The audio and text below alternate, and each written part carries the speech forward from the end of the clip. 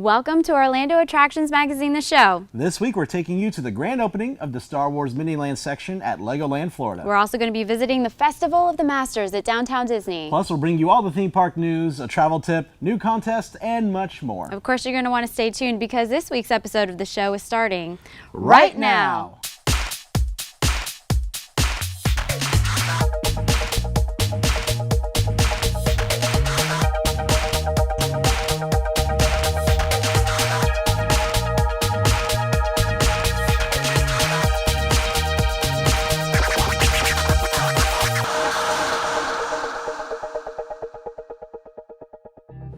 This week's episode of the show is brought to you by Mousefan Travel, an authorized Disney vacation planner. Let them plan your next trip at no extra cost. For no obligation, free quote, visit mousefantravel.com. This week's show is coming to you from Theme Park Connection, where you can buy, sell, and trade Disney items and more.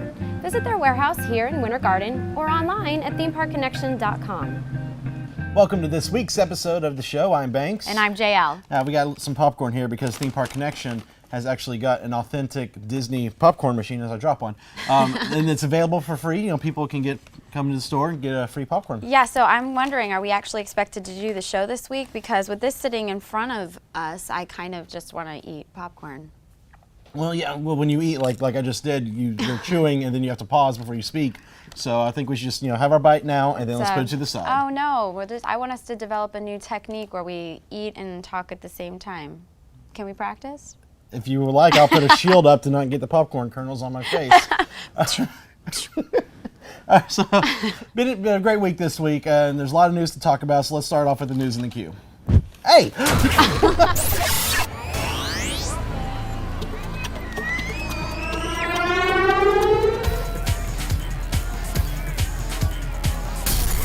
Late last week, Disney announced that the first 2 Starbucks locations will open in Walt Disney World's theme parks next summer. At the Magic Kingdom, Starbucks will replace the Main Street Bakery, which will close in January and reopen in the early summer. Yes, and over at Epcot, Starbucks will replace the Fountain View, which will close next March, and reopen in mid-summer. Now, both locations will be themed to their surrounding areas and will offer the Starbucks signature beverages, baked goods, and even breakfast sandwiches. As usual, when their changes happen in Disney, lots of online controversy about this bakery. Yes, now, personally, I am excited. I love Starbucks, and, I understand how people are upset, how they're changing, like, especially the Main Street Bakery has been there for so long, but, things at Main Street change all the time, and I welcome this change. I fall on the other side of the fence. I am not very happy about this at all. I'm okay with change happening. Of course it's going to happen, but I like it when something new comes in, and like if they were to put the Starbucks in the new Fantasyland or something like that. Now see, that just wouldn't fit, period. Well, I'm sure that it wouldn't, or they could find a way to make it work, but I like classic being classic. I'm not like a purist, but there are just some things that I really wish they wouldn't change, and this is one of them. I love the bakery. As it is, it's just, I feel like it's going to be soiled if you put a little Starbucks logo there somewhere. So it's okay to go next door to Edie's Ice Cream and then go across the street to Casey's with Coke there. But it's still Casey Jr.'s. It's not Casey Jr., but... Sorry, my mistake. Casey's, hot dog Casey's. Yeah. Casey's yes. Corner. Yeah, no, I don't really like seeing the Edie's logo either. I don't know what to say about this. I don't like it. Yeah. I mean, I suppose if they keep it the same theme, obviously there's nothing I can do about this. Disney's going to do what it's going to do. But that doesn't mean that I have to cheer and be happy about it. Yeah. That's how I feel about that. Have you seen pictures from the Starbucks location in California Adventure? No, I haven't. It is very well done, the way that they've kept the theming of that area. And the Starbucks is very minuscule. They still have all the same baked goods that Disney sells in the Main Street Bakery. They still keep all that stuff. It just will look a little bit different. Who knows? They may even keep the Main Street Bakery name. But right now it's just too early to tell. If they keep the name and they keep it looking the way that it is and they still let it have that smell that it has, then I might be okay with it. I mean, Starbucks is, I'm sorry Disney, but any coffee's better than the coffee they have right now. Well, and that would be a very good point. I'm not a coffee drinker, so this just doesn't appeal to me for that reason, but I have heard people complain about Disney's coffee like up the wazoo. So maybe that is the one selling point for this. We're going to get good coffee, guys, for all Yeah. you coffee drinkers out there. But as I really, really, really hope that they keep it looking like it is and keep the feel as it is. Okay, I understand. My mind might change if they announce that when it goes to Hollywood Studios, they get rid of the writer's stop, because if they get rid of the writer's stop, no. I love that place. So Yeah, no, I'll no. be unhappy then, with then, that Then I'll too. be on your side. Okay. Now, with Test Track's official reopening less than a month away, more concept art of the attraction has been released, giving a closer look at the queue, the ride, and the post-show for the attraction. It will offer guests a 3-part experience, with the ride's queue being interactive, featuring a design center where you can go and virtually create cars and on these little screens in the queue. The concept art looks pretty cool. The ride part will put guests in design vehicles and will test their designs on the test track. And the post show will allow guests to race their vehicles on a virtual driving table, create their own commercial, and more. Now, this is something I can definitely get on board with. I am excited about this, the new reopening of Test Track. These things that we're seeing coming out now just look very creative. You've seen the concept art? Yes, Yeah. And I can appreciate the creativity that has gone into this, conceptually as well as artistically. It looks fantastic. It looks really Tron-like. I love that kind of sleek computer type look that they have in the concept arts, and I hope that what's in the concept art really shows up in real life too, because I know sometimes art it will changes. be really over-exaggerated what it really will look like, but that one piece of art where with the car going through the test track, you can actually kind of see the look of the old test track is still there. They just kind of add some more modern type signs and effects to it. Yes. So it's still the same old ride we've come to know and love, just a different surrounding. A little bit of a different feel. And I'm looking forward to it. Now, Test Track officially reopens on December 6th, but we'll likely have previews before then, so keep checking. Also opening on December 6th, along with the new Fantasyland, and Test Track will be Pirates of the Caribbean, The Legend of Captain Jack Sparrow at Disney's Hollywood Studios. It's going to be an interactive walkthrough attraction, which will bring your favorite moments from the films to life. That's going to be a crazy day. I know, a lot going on. Everywhere. Animal Kingdom, you got to step up. Come on, open something there so we have all 4 parks represented. This looks really cool. Of course, anything, in my opinion, is better than Narnia that used to be there. Wasn't a fan of Narnia, and it was just there for too long. Just judging by the paint, the mural they have on the building, this thing's going to be like massive. Yes. I think there's going to be a Captain Jack meet and greet in there. Actual props and sets from the film. It's kind of like Narnia, where you kind of walk through, but on a much grander scale than Narnia. I hope so. I mean, I love the films Narnia. I do. I own all of them. However, it was when you went to that attraction, if you can even call it that, in the studios, you walk in and you actually felt confused. Like, I'm not really sure what this is or why it's here or what it's about. Yeah, it was just one room, and then you walked out and there was costumes. That's it. This one seems like it's just a much more elaborate experience. Hopefully so. Again, this is something I can get on board with. We're making an improvement that is actually could be called an improvement. Right. There we go. Now, previews for this attraction begin late November, so stay tuned for more information. Now, when Princess Fairy Tale Hall opens early next year, the Disney princesses will be getting a fresh look. Ooh. New looks involve new dresses, hairstyles, and a more modern look for Cinderella, Aurora, and Snow White. The other princesses are expected to get minor tweaks as well. And we've already seen this change with Cinderella at the Limited Time Magic event in New York. They unveiled her new hairdo and her new dress, which she is now wearing when she meets guests in the parks now. So I liked it. I have one question. Why can't we just be let alone? Classic is classic. Really? Do we really want Snow White to be updated? I don't know. Have you seen the concept art, though? She's not... it's still the same dress. They just a little bit different hairstyle and maybe some new designs on the dress, but it's still the same. I just feel like you're missing the point, Banks. With the princesses, as they've come out in the times that they were released, they represented, the dream girl of that era. Can we just let the princesses that are coming out now, like Tiana, let them be the more modern princesses, and let the classic ones be the classic ones, please? They're still going to be classic. Their attitudes aren't going to change. They're still going to be the same princesses we love. I want Snow White to keep her pinup girl hair. I don't know. I just don't like a lot of princesses like updating their clothes and their style. They don't want to keep the same one for like 50 years. I'm going with no. Huh? I think that they should keep their timelessness. The end. Now moving on to a topic of more substance. You all want to head over to Gatorland next Wednesday, November 21st, to donate blood in honor of Hudson Turner. He was a 5-month-old little boy who passed away from hypoplastic left heart syndrome. Now they'll have free goodies for those who donate blood, including movie tickets, t-shirts, and free admission to Gatorland. So this is a very important cause. One of our viewers messaged us about this, so we definitely want to get the word out for people to go and donate blood if you can. Yeah, we hope we see you there. Definitely. Now, over at SeaWorld and Busch Gardens, their annual included with admission holiday festivities kick off this weekend. SeaWorld's Christmas celebration returns Saturday with holiday-themed shows such as Oh Wondrous Night, Winter Wonderland on Ice, and Shamu's Christmas Miracles, and the Sea of Trees. Can't forget about those. I'm so looking forward to this. I am too. I hear that the Wild Arctic ride is also going to be themed to the Polar Express. Yes, it is every year. Now, Busch Gardens' separate ticketed event, Christmas Town, that doesn't kick off until the 30th. But its daytime holiday shows, Christmas on Ice, Christmas Celebration, and Christmas from the Heart, they return on Sunday. Lots of Christmas.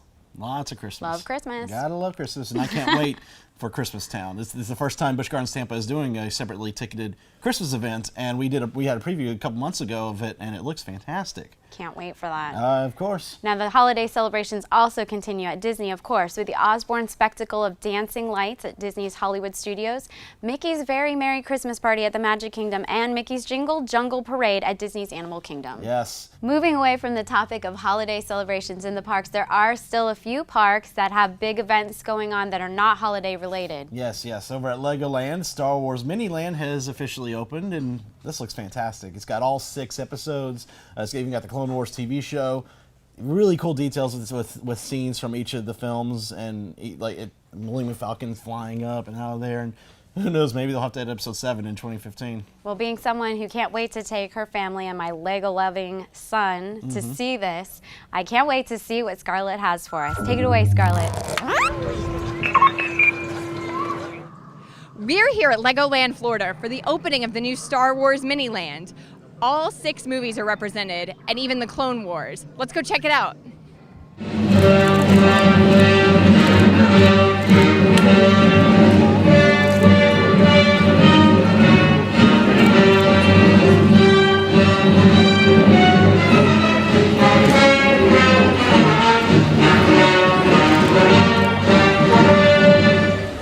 We found that they're much less intimidating if we present them in travel size.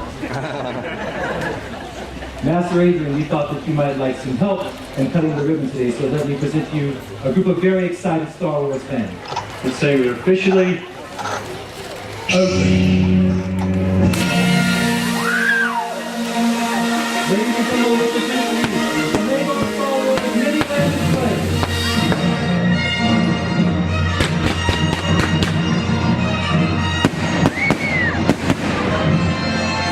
We're here at Naboo, where we have the Royal Palace, where Queen Amidala lives, and the hangar, and back in the back, there's a whole battle scene with droids everywhere, and it's really awesome. Also, check out all the cool water features, and there's lots of flashing lights. They really put a lot of thought into the details and everything surrounding this whole land. It's really outstanding. Now we're here at Geonesis, where we can see the epic battle that took place there, and we even have the arena where they performed executions. Now we're at Kashyyyk, Chewbacca's home planet, where this epic battle took place. And on the other side, we have Mustafar, where the big final battle between Anakin and Obi-Wan took place, and he became Darth Vader.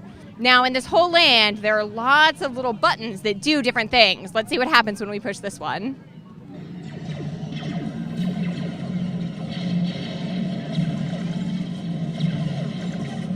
I'm here with Adrian, the general manager of Legoland, Florida. Adrian, tell me what it means to have Star Wars here in your park. Well, being a massive Star Wars fan, it's huge for me personally, but Lego Star Wars Miniland, the model displays here are very, very popular everywhere that we've done these, and it was an obvious thing to add into Legoland, Florida. So I'm hugely excited because I also know that the East Coast has been desperate for a similar display that we have here. Well, and I know out in California, you guys have a Star Wars Day. Are we going to see anything like that here? There's no plans at the moment to do events of that nature. What we will do is we'll just extend the marketing in terms of the brand out for the first part of next year. But at the moment, I'm not going to release any plans of what we've got. Nice try. And as a Star Wars fan, which of these scenes is your personal favorite? My personal favourite is the Millennium Falcon, and the reason is that, as I said in my opening remarks, my memories, it's always when you relate to your history. So when I was 6 years old, I remember seeing that film and queuing around the block to watch it, and there was so much energy about the film and the fact that it was so groundbreaking at the time. And then I've lived with the brand as I've grown older, but that scene in particular is the one that resonates with me most. Now, Legoland has only been here for a little over a year, but you guys have already done so much. You've added a water park, you've added this Miniland. I know you don't want to give us anything away, but can you give us a hint of what's next? Well, no, but what I will say is that our strategy is very clear. We are going to continuously add new. We're not going to do it in chunks. And we have the ability to do quite significant things on a smaller scale, but still have the big impact. But next year is a significant year again for us because we are going to be adding new things. Now we're at Tatooine, which is my personal favorite of all of the lands here. You can see the Millennium Falcon, which actually raises up and down. And over in the Cantina band actually plays their famous song.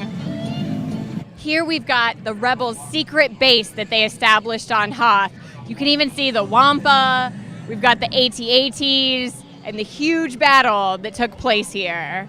I especially love the little Tauntauns. They're so cute. Now we've got the Forest Moon of Endor, home of the always adorable Ewoks, and we can see some of the more famous scenes from the movie are depicted here in this scene. I'm here with Sam, who's head of the model shop here at Legoland, Florida. Now, Sam, were all of these models here in the new Star Wars Miniland built on site? No, they were actually a collaboration between different Lego studios between California and Germany. A little of them were built here on site, but the most of them were overseas. How many Lego bricks make up this entire Miniland? Our Lego Miniland Star Wars model display is 1.5 million bricks, comprised of 2,000 models, like I said. For our final scene, we've got Christophsis from the Clone Wars, which takes place between episodes 2 and 3. Now, these models are here every day that Legoland is open, and even though some of the characters that have been around today won't always be here, the models are here. You really need to come see them, and may the Force be with you.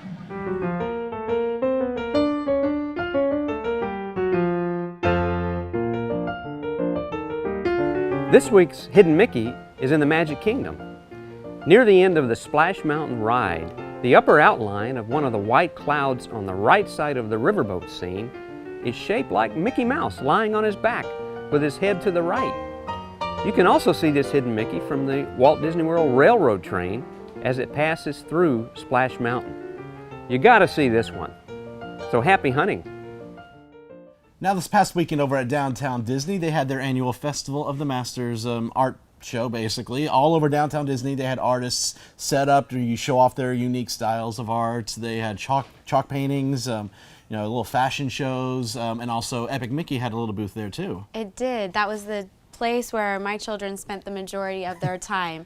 I think that bringing the Epic Mickey game to the Festival of the Masters this year was really a good call because thematically it fits in so well. Mm-hmm. Even though it's a video game, the whole concept of the game is Mickey going around with his paintbrush, drawing the characters. Right, exactly. And they also had artists there creating drawings of different characters from the game, and our teen reporters got to go there and see it, and they got their own little drawings too. I think Quinn got the Mad Doctor, mm-hmm. and I believe Margot got Mickey. Mm-hmm. Yeah. So they looked like they had a good time. And they weren't the only ones that were there. Nicole was there as well to mm-hmm. report on the event. So I look forward to seeing what she had to say.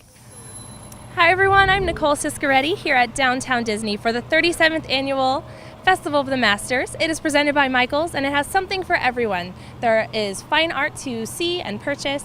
There are make and takes that you can do with your youngins, or maybe just you want to do them yourself. And there's a whole lot to see, so let's go check it out.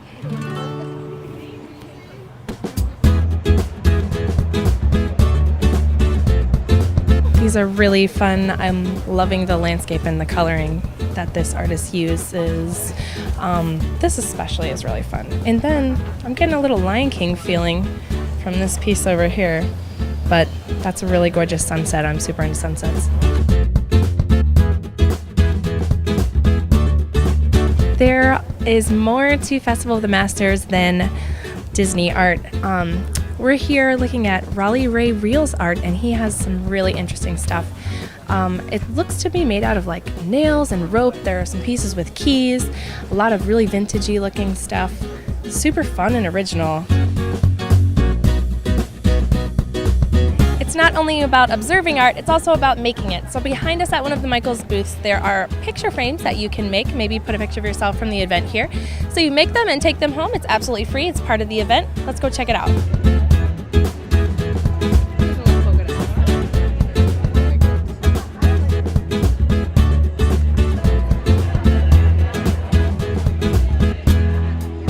All right, I'm here with Joe Kaminsky. He made the logo art for the festival this year. Do you want to tell us a little bit about your inspiration? It's this patriotic Mickey? It's this one right here. Basically, I thought the shorts were really cool, and I love the whole patriotic theme. And Mickey, he's just such an American icon. I thought the two just went very well together, so that was the concept behind it. You have a really fun, unique style. Do you want to tell us how you developed that with the splattery? You know what? I mean, honestly, every painting is a little different to me. I just like to experiment and just have fun, and whatever happens, happens. I'm very spontaneous with it, and I just sort of let it flow. All right, I'm here with Pete Carcillo. He's also with Imagineering, so it's super fun to see you here. Do you want to tell us about your piece this year? Well, I wanted to do a tribute piece to Mr. Toad because, we all love that old attraction. And so whenever I think of Old Magic Kingdom, I always think of Toad and 20K and all the great opening day rides. And so I just wanted to do something that would connect to that traditional Mr. Toad that we all love. I think that's really relevant right now, too, since we have the new Fantasyland opening. So it's kind of nice to take a little nod to this guy. So this is your first year. Has it been fun? Oh, it's great. It's so great to get out and meet the guests and have these one-on-one conversations.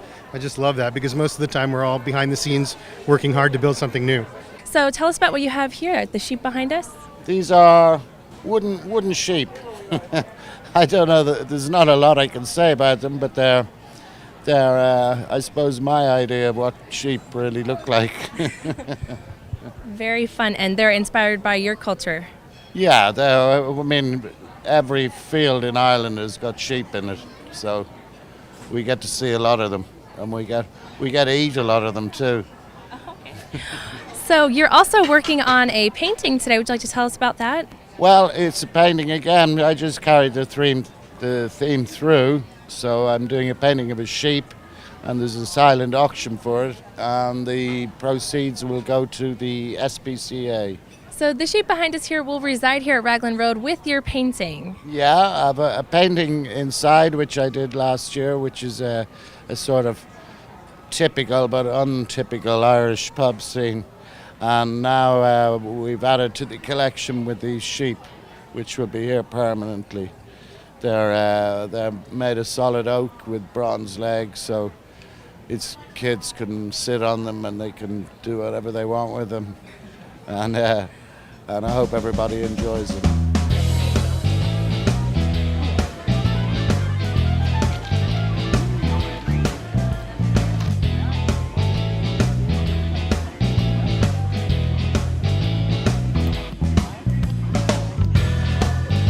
I feel like I see maybe a face of some sort. It's supposed to be Disney characters. I'm gonna guess Mickey Mouse because he kind of runs things around here. Maybe looks like a little Donald over here. Maybe some Donald Duck. Maybe Pluto because that's all yellow. I guess we'll have to wait and see. I am checking out some really cool sculptures here made out of Legos by some folks at the Adult Lego Users group. They said the theme is pretty much 80s, but a couple other things thrown in. We know this guy. We've seen Cubert around. He's in Wreck-It Ralph. Got some Battleship over here. Sorcerer Mickey. This is all Legos. This is awesome. There was a Light-Brite machine, and it was made of Legos, and I had to oh yeah, it's Legos. It's not really Light-Brite because it really looked just like it. Something to check out every year at Festival of the Masters is the chalk art that they have here. It's really fabulous, beautiful colors, awesome pictures, really neat. They're working on it right now.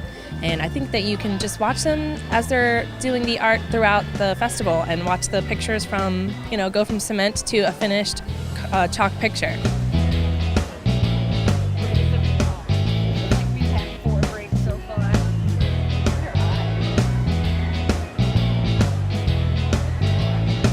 I'm here at the Disney Interactive booth. I'm here with Sean Barden, who is the lead programmer on Epic Mickey 2, The Power of Two. So what do fans have to be excited for this time with the return of this popular game? Well, I think the most exciting thing that we have going for us this time around is that we've introduced co-op two-player into the game, so people can play as both Mickey and his brother Oswald. So Oswald has seemed to come back in a burst of popularity. I've seen the hats around the parks. They have just been, people love Oswald. So I think we have you guys to thank for that at Epic Mickey. Well, yeah, like that was actually sort of something that we were going for there, like stealth marketing or whatever with Oswald, because there's no character that we think was more forgotten than Oswald, who was created by Walt Disney before Mickey Mouse, and to be able to bring him back to the public in the form of a video game was really exciting for us. That's all we have for you here from Downtown Disney at Festival of the Masters. This is just a little bit of what you can see here each year when it returns. I'm going to go play some more Epic Mickey. See you real soon.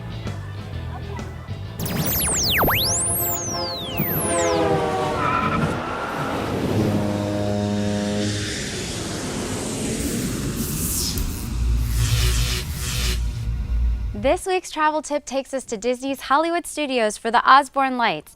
Now, as known by many, this spectacle was started by the Osborne family, who donated their collection of lights to Disney for this annual event. What isn't as widely known is that when Disney picked up the Christmas lights, they also accidentally picked up a Halloween decoration, an illuminated cat.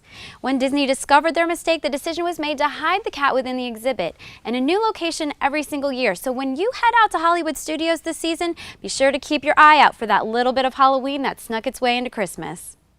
The next time you plan a Disney vacation, book with a travel agency that's been specifically designated as an authorized Disney vacation planner. Unlike some other agencies, many of our agents' exclusive knowledge of Walt Disney World can help you get the most out of your vacation. And the assistance of our travel professionals can help you get a customized Disney vacation that's just right for you, your family, and your budget. Start planning your magical vacation today by visiting mousefantravel.com. It's contest time. Now, for last week's contest, we asked you to name the 2 sponsors of our show. Thanks for your responses. The answer is Theme Park Connection and Mouse Fan Travel. Now, the winner of 4 tickets to Kennedy Space Center Visitor Complex is, pause for effect, Amanda Richardson from Governor, New York. Congratulations. Hello, Governor. Now, for this week's contest, we're going to give away 4 tickets to Legoland, Florida, so you can go out and see this brand new Star Wars Miniland all to yourself. Now, all you have to do, visit our Facebook page at facebook.com/attractionsmagazine and tell us what our cover photo is. Now, the cover photo is the big giant photo at the very top of the page. All you gotta do is just tell us what's it a picture of. You don't have to be a member of Facebook or even like our page to win, but we'd really like it if you did. We would really like it if you did. Please. You're going to send your answer along with your full name and your full address for this week's contest to info@attractionsmagazine.com. We need your answer by the end of the day next Monday, November 19th, 2012. As always, you can only enter once per week and you can only win once per year. Yes, good luck to everyone. Now it's time for your shout-outs. First shout-out goes to Mr. Bradders33 on YouTube, who will be coming back to Orlando for their 8th time next year. Hope you have a great time, and thanks for watching. We're also sending a shout-out to Christian Evans, who has watched the show from the UK with his wife Kelly and his kids Liam and Lucy for over a year. They're going to be visiting Florida for Christmas this year, and we hope you have a great time. Hi, Liam and Lucy. Next shout-out goes to Mark Terry from Mickey Updates, who helped out with the Sister Hazel interview last week. Thank you so much. Also a special shout out to Aaliyah and Belle from Uncle B. I'm sending a personal shout out to Frank Lewis. He's been a fan of the show for years, and he has a personal dream to one day build a theme park of his own. Oh, I hope to see some concept art soon. Yeah, get working on that, Frank. We're also sending a shout out to Charles J. Sangster, who's trying to move to Orlando from Las Vegas. He wants to work for Disney. Now, he goes to Disneyland yearly, but he has yet to go to Disney World. Good luck, Charles, and we hope that you make it down here to visit Disney World soon. We know you're going to love it, and you might even be a bit overwhelmed. Yes, our castle is much, much bigger. And somebody is celebrating a birthday this week. That's right. It's my birthday tomorrow. Happy birthday. I'm 29 and holding. 29 holding. Yep. I should say 26. I should go lower. That's all I am, 26. 26 and holding. All right, but Okay. that's not the only celebration taking place this week. Oh, yes. We also have a celebration of our own for the magazine. We're celebrating our 5-year anniversary. Yes, 5 years of Orlando Attractions magazine. The first Happy- issue covered the 25th anniversary of Epcot back in 2007. Oh, so exciting. Happy anniversary to us. Exactly. Now, a special shout out to our sponsors, Mouse Fan Travel, an authorized Disney vacation planner. Let them plan your next trip at no extra cost. For a free, no obligation quotes, visit mousefantravel.com. And thanks to Theme Park Connection, where you can buy, sell, and trade Disney and theme park items. Visit their warehouse here in Winter Garden or online at themeparkconnection.com. Please visit our sponsors. Tell them you found them through our show. It just wouldn't be possible without them. Remember, you can watch the show each and every week on YouTube, iTunes, and Bright House Cable TV, channel 300 in Central Florida and 340 in the Tampa area. Also, be sure to visit attractionsmagazine.com for news and videos throughout the week and to subscribe to our magazine. The fall issue is available in print and in our iPhone and iPad apps and on the Nook, including Android devices. And follow us on Twitter at Attractions and at Attractions Show. And like us on Facebook at facebook.com/attractionsmagazine. All right, now, there's something that I forgot to include when editing last week's show. There was a certain little blooper over at the Kennedy Space Center where you kind of broke a rope trying to tug the space shuttle Atlantis. Yes, you can see it in the blooper, this moment of sheer panic on my face because I somehow thought that I broke the shuttle. It was fantastic to see, and we're showing it to you right now. And she tried to tie it back up, and she got it back. I did try to fix it. She did fix it. She did fix it like Fix It Felix. I can fix it. I look forward to next week, because next week is going to be your daughter Margot's debut as a reporter for the show. She was with you for the SeaWorld Halloween, but this will be her first time with Quinn. As a teen reporter, out reporting on ice. Ice over at Gaylord Palms. Definitely. So, Jinx, you owe me a Coke. Check it out next week. And whatever you do this week, be sure to head out there and have fun.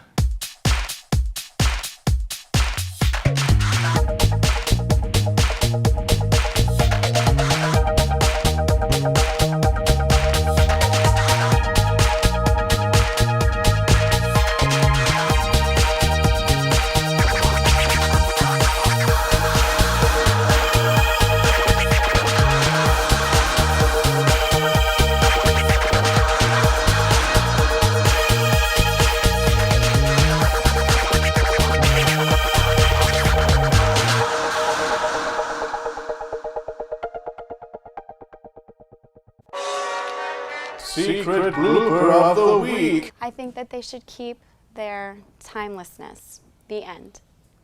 Now, head over to Gatorland next Wednesday, November 21st, to donate blood in honor of Hudson Turkey. Yes, that part was done. Okay, keep going. We were moving on. All right, I'm all right.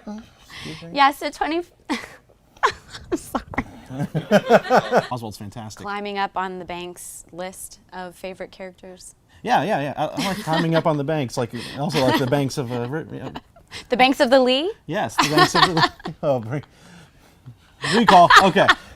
So, over at the Festival of the Masters, Nicole was also there, and oh my God. Hi everyone, I'm Nicole Siscaretti here at Downtown Disney for Festival of the Yes, even the people behind the scenes here are doing the Legos themselves. So He was pulled in. They needed his help. That's all we have for you this year at Sorry, one more time. I'm going to go play some more Epic Mickey, but you can come back and see it next year. And let me do Sorry. Let me do that one more time. This is just a little bit of what you can see each year here at Downtown Disney.